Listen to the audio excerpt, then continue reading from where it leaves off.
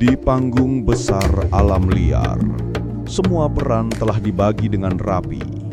Ada hewan yang menjadi predator puncak, seperti singa atau elang, dengan kekuatan dan kecepatan yang menginspirasi kekaguman. Ada herbivora raksasa yang menjadi arsitek lanskap, seperti gajah serta badak. Lalu ada mereka yang menjadi sosok yang seringkali muncul dalam adegan akhir, para penikmat pesta yang tidak diundang, yang dijuluki sebagai pembersih panggung kehidupan, bernama burung hering. Bagi sebagian besar manusia, citra burung hering terlanjur terpatri dengan aura yang negatif. Mereka dianggap sebagai pertanda kematian, bayang-bayang kelam yang berputar-putar di atas penderitaan, serta makhluk berpenampilan ganjil dengan leher panjang dan kepala botak yang seolah menggambarkan kebusukan itu sendiri. Penampilan mereka yang sering disalahpahami, tersimpan sebuah mahakarya yang begitu ekstrim, begitu sempurna disesuaikan dengan tugasnya, sehingga membuat para insinyur biologi paling cerdas sekalipun berdecak kagum karenanya. Salah satu fitur paling ikonik dari kebanyakan spesies burung hering adalah kepala dan leher mereka yang telanjang, nyaris tanpa bulu.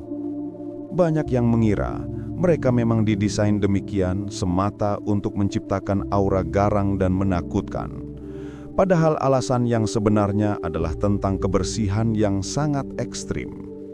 Sebagai burung pembersih, seekor hering harus memasukkan kepalanya jauh ke dalam rongga tubuh bangkai hewan besar untuk mencapai organ dalam serta daging yang paling bergizi. Bangkai ini adalah surga bagi miliaran bakteri, virus, serta mikroorganisme berbahaya. Jika kepala dan leher hering ditutupi bulu tebal seperti elang, maka area tersebut akan menjadi semacam spons raksasa untuk darah, cairan tubuh, serta potongan daging busuk. Kotor dan basah ini akan menjadi tempat berkembang biak yang sempurna bagi patogen, dan membersihkannya akan menjadi pekerjaan yang hampir mustahil. Maka dengan kepala yang dibuat botak, masalah ini teratasi dengan elegan. Setelah selesai makan, sisa-sisa makanan tidak banyak menempel di kulit mereka. Burung hering kemudian dapat dengan mudah membersihkan kepalanya dengan menggesekkannya ke tanah atau bebatuan. Dan lebih penting lagi, sinar matahari langsung yang menerpa kulit kepala mereka berfungsi sebagai agen pembersih alami. Sinar UV dari matahari secara efektif membunuh sebagian besar bakteri berbahaya yang mungkin masih menempel. Jadi kepala botak itu bukanlah tanda keburukan, melainkan sebuah desain higienis yang brilian. Ia menjadi semacam baju hazmat biologis yang memungkinkan hering untuk makan makanan paling kotor di dunia tanpa membawa pulang penyakit ke sarangnya.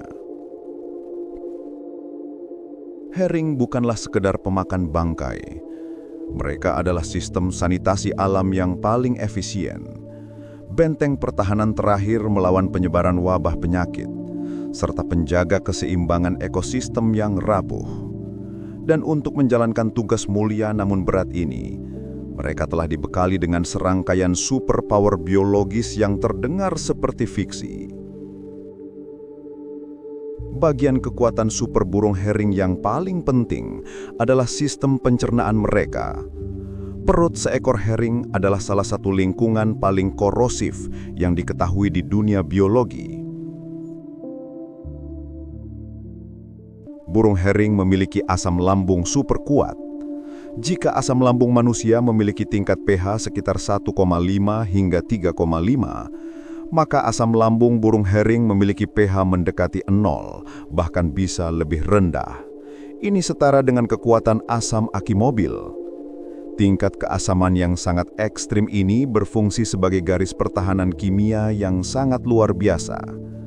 Saat hering menelan daging yang terkontaminasi bakteri penyedap antraks, botulisme, kolera, atau rabies, patogen yang bisa membunuh mamalia besar dalam sekejap, maka asam lambung hering akan melarutkan dan menghancurkan hampir semuanya.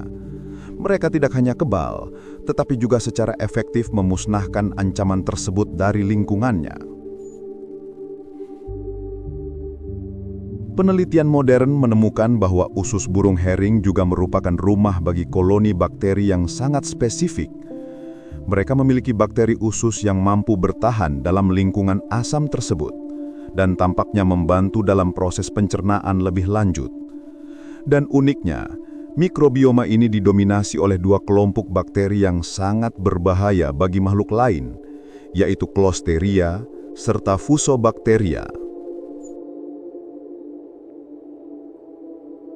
Pada hering, bakteri-bakteri ini hidup dalam simbiosis, membantu memecah nutrisi dari bangkai, sambil entah bagaimana tidak membahayakan bagi inangnya.